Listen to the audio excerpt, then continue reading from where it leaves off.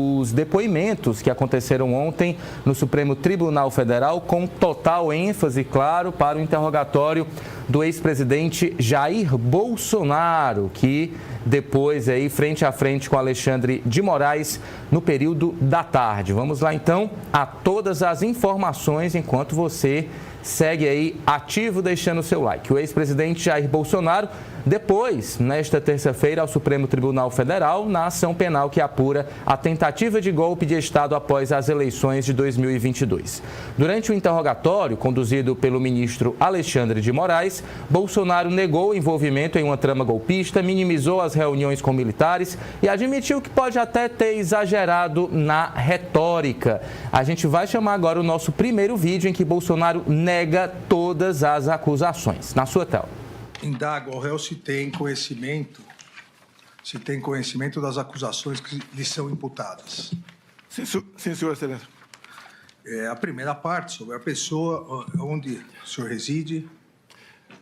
Gostaria de não declinar, porque eu sou uma pessoa pública e A cidade, posso passar reservadamente. Não, só a cidade. Brasília. A profissão. Militar da reserva. Já foi preso ou processado alguma vez? Pela justiça, não. É casado? Casado. Tem filhos? Sim, senhor. É verdadeira a acusação que lhe é feita? Não procede a acusação, excelência. Tem algum motivo particular a atribuir a acusação imposta na denúncia? Não, senhor. Conhece as testemunhas já inquiridas? Tem alguma suspeição ou impedimento em relação a elas? Conheço muitas delas, nada contra. Muito bem, a partir de agora você acompanha aqui comigo os principais trechos, os principais pontos do depoimento do ex-presidente Jair Bolsonaro. Ponto número 1, negativa de golpe e de ameaças. Bolsonaro negou que tenha havido qualquer plano para um golpe de Estado aqui no Brasil. Afirmou que em nenhum momento alguém o ameaçou de prisão e que as Forças Armadas não aceitariam cumprir ordens ilegais. A gente acompanha agora também um trechinho dessa fala. Para esse atual mandatário que está aí. O comandante, o então comandante do Exército, Freire Gomes, disse que em determinado momento, ele disse no inquérito da Polícia Federal e depois, quando reperguntado por mim em juízo, ele disse que em determinado momento ele foi obrigado a dizer ao senhor que se as medidas de exceção fossem tomadas, ele teria, primeiro que o Exército jamais iria aderir e ele teria que tomar providências. Isso ocorreu? Não é nem tomar providência, também entender é internar quem tivesse com uma intenção dessa natureza. As Forças Armadas, missão legal dada é missão cumprida. Missão ilegal não é cumprida. Agora, em nenhum momento, como vi depois nos autos, alguém me ameaçou de prisão se prosseguisse naquela missão. Até eu repito aqui, o meu tratamento, não só com a Ministra da Defesa, com todos os comandantes de força, era semelhante de companheiro de turma da academia. Ponto número 2, admissão de conversa sobre alternativas constitucionais, abre aspas. Nunca se falou em golpe. Golpe é uma coisa abominável, afirmou Bolsonaro. O ex-presidente disse que houve reuniões com militares para discutir possíveis saídas dentro da legalidade, após a rejeição de uma petição do PL ao Tribunal Superior Eleitoral, questionando a segurança das urnas, abre aspas. As conversas eram bastante informais, era coisa informal para ver se existia alguma hipótese de um dispositivo constitucional para a gente atingir o objetivo que não foi atingido no TSE. Isso foi descartado na segunda reunião. A gente tem esse trechinho, produção, podemos acompanhar também. Ok, seguindo aqui então. O terceiro ponto, não tinha clima para golpe, segundo Jair Bolsonaro. O ex-presidente afirmou que não havia qualquer viabilidade para um golpe e que o ambiente político era, na verdade, de desmobilização, abre aspas. Não tinha clima, não tinha base minimamente sólida para fazer qualquer coisa. Ponto número 4, defesa do voto impresso e críticas às urnas. O ex-presidente voltou a criticar o sistema eletrônico de votação, defendendo modelos adotados em países como Venezuela e Paraguai e afirmando que o sistema brasileiro é inauditável, o que é mentira. Abre aspas. No Paraguai, no meu entender, é o ideal, como passou a existir nas últimas eleições até na Venezuela. Nós não podemos esperar que aconteça isso no Brasil para tomar uma providência. Ponto número 5, desculpas a Alexandre de Moraes. Questionado sobre insinuações feitas no passado de que ministros estariam recebendo propina durante as eleições, Bolsonaro pediu desculpas a Moraes e disse que se tratava, na verdade, de um desabafo sem provas. Abre aspas, não tem indícios nenhum, senhor ministro. Me desculpe, não tinha qualquer intenção de acusar de qualquer desvio de conduta os senhores 3. Nesse sim temos vídeo, vamos acompanhar. Eu gostaria de complementar aqui, sempre lembrando ao ex-presidente Bolsonaro que a resposta é livre, responde se quiser em virtude da possibilidade de direito ao silêncio.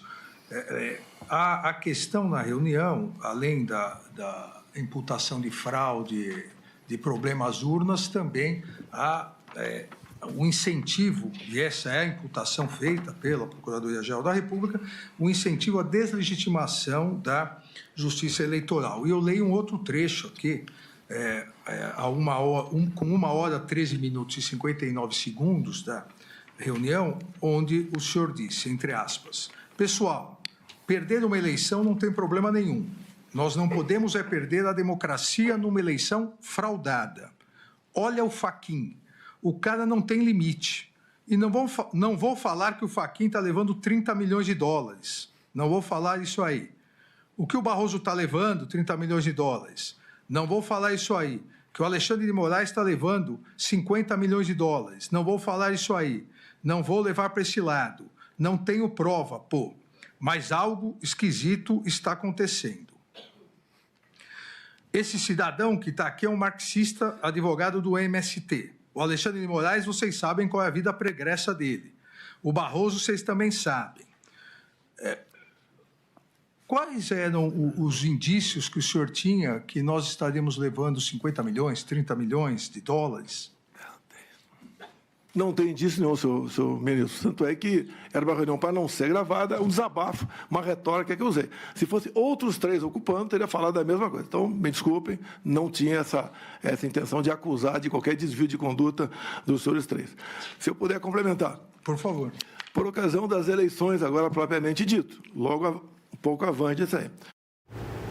Tá aí então, Jair Bolsonaro com uma postura bem diferente daquela que a gente se acostumou a observar durante atos na Avenida Paulista, no Rio de Janeiro, onde ele ia realmente com muita força, muita energia para cima de Alexandre de Moraes. E aí ele bem contido, chegando até a pedir desculpas, quem diria? 8h12, vamos falar também sobre outro ponto importante desse depoimento, minuta do golpe. Bolsonaro disse que não tem qualquer responsabilidade sobre a chamada minuta do golpe, o documento encontrado com o ex-ministro da Justiça Anderson Torres, que também depois ontem, e esse documento previa uma intervenção no Tribunal Superior Eleitoral e a permanência de Bolsonaro no poder, mesmo após a derrota nas urnas. A gente acompanha também um trechinho desse momento.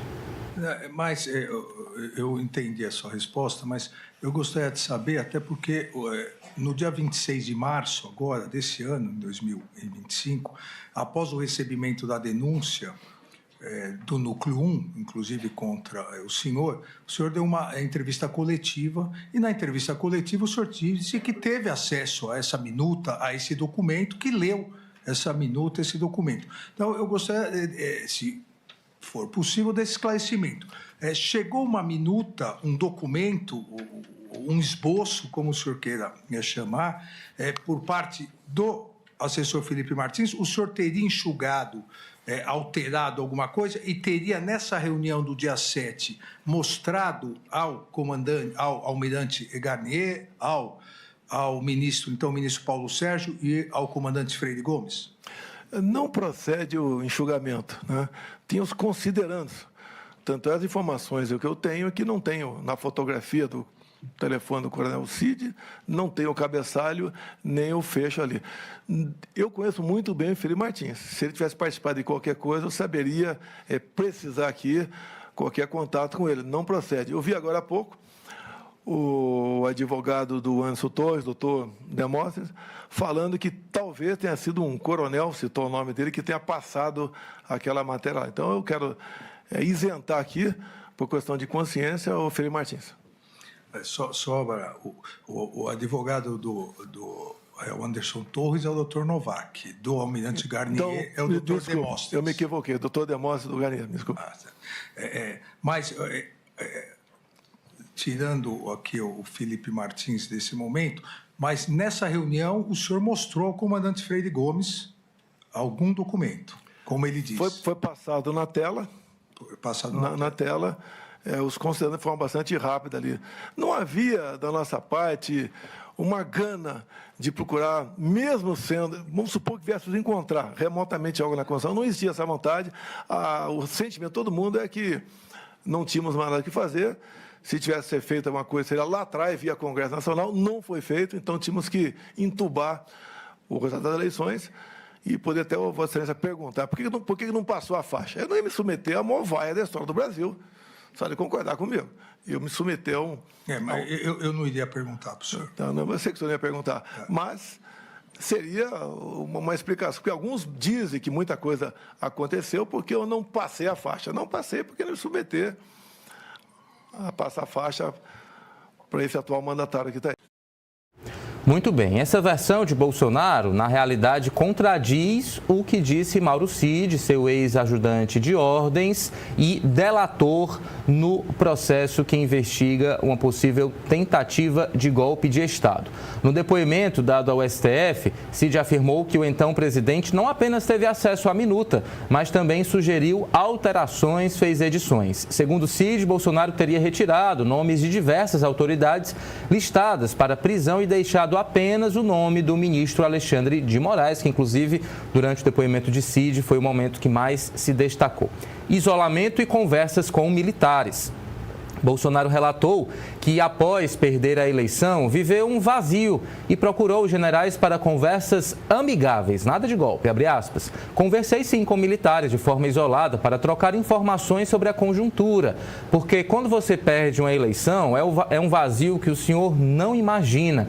Esse vazio muitas vezes era preenchido com visita e conversa amigável entre eu e alguns oficiais generais das Forças Armadas. Ponto número 8. Quem pede AI-5 é maluco. Bolsonaro afirmou que não estimulou manifestações ilegais e classificou como malucos os que pedem um novo AI-5 ou uma intervenção militar. Tem os malucos que ficam com essa ideia de AI-5, de intervenção militar das Forças Armadas, que os chefes das Forças Armadas jamais iam embarcar nessa só porque o pessoal estava pedindo ali, afirmou o ex-presidente Jair Bolsonaro, e a gente acompanha também esse momento em vídeo agora na sua tela. Fogem à regra, nós repudiamos tudo isso aí. Não procede, com todo respeito, doutor Paulo Gonet, que eu colaborei com o 8 de janeiro. Não, se você pegar, pelo que fiquei sabendo, Polícia Federal, telefones, pegaram 2 telefones meus, gente do meu lado, mais de 1.000 aparelhos recolhidos, não tem nada meu ali, estimulando aquela baderna que nós repudiamos, que nós nunca fizemos isso ao longo dos nossos 4 anos. Este pessoal conservador é um pessoal um pouco diferente de outra parte da sociedade. E eu me orgulho desse pessoal que reaprendeu a amar a bandeira, a cantar nacional, a respeitar a família, a respeitar a criança em sala de aula, a acreditar no seu país. Então, isso tudo aqui eu fiz e dei exemplo. Eu posso dizer a Vossa Excelência, quando eu mergulhei na piscina a primeira vez lá na Alvorada, estava quente.